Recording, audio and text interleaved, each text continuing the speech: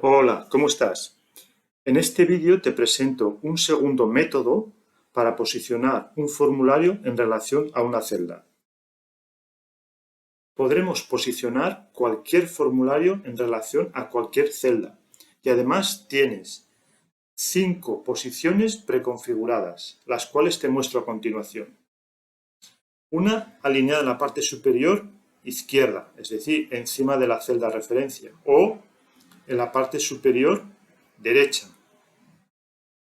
También en la parte inferior izquierda, inferior centrada o inferior derecha.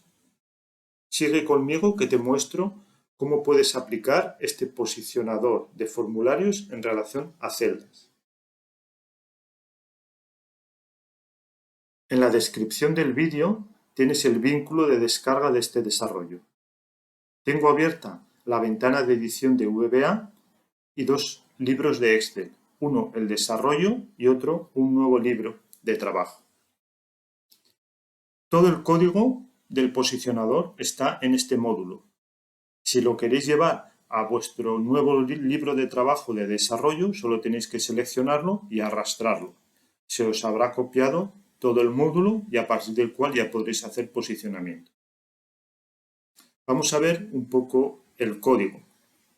La parte inicial una serie de comentarios, pero algo que es importante mencionar. Este no es un desarrollo que he realizado yo, es obra de esta persona. Aquí tenéis los vínculos, las URLs del desarrollador. Os muestro. Aquí está el perfil del autor y aquí está la página donde encontré el código de un foro sobre Excel. Entonces, aquellos que os guste, seáis curiosos, contra entrar al código, aquí tenéis las URLs para buscar la información original.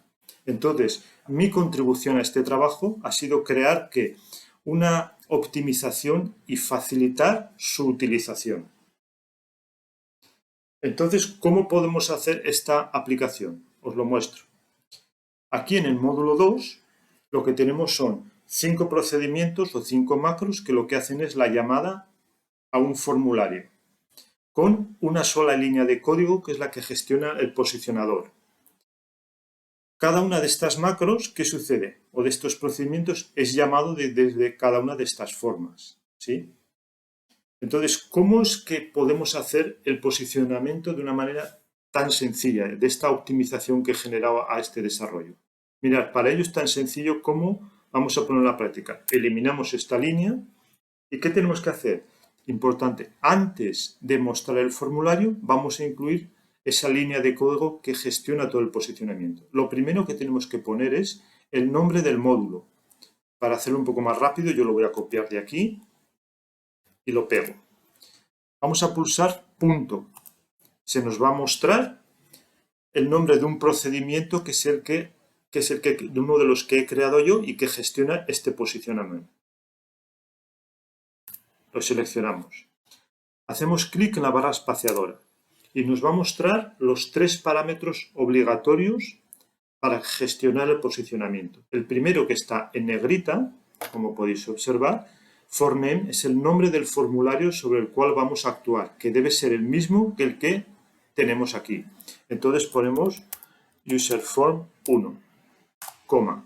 Se nos activa para el segundo parámetro, que es celRef, es decir, la celda referencia sobre la cual vamos a posicionar el formulario.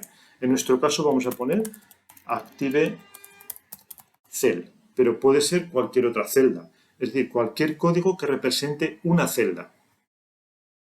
Coma, se nos activa el tercer parámetro, que es código de alineación. En este caso debe ser un número entero positivo que va del 1 al 5.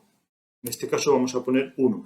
1 al 5 que representan los 5 tipos de alineación predefinidas que yo he creado para este desarrollo y para facilitar su uso. Entonces, ya lo tenemos preparado. Con solo esta línea de código, con estos 3 parámetros, él ya gestiona todo automáticamente.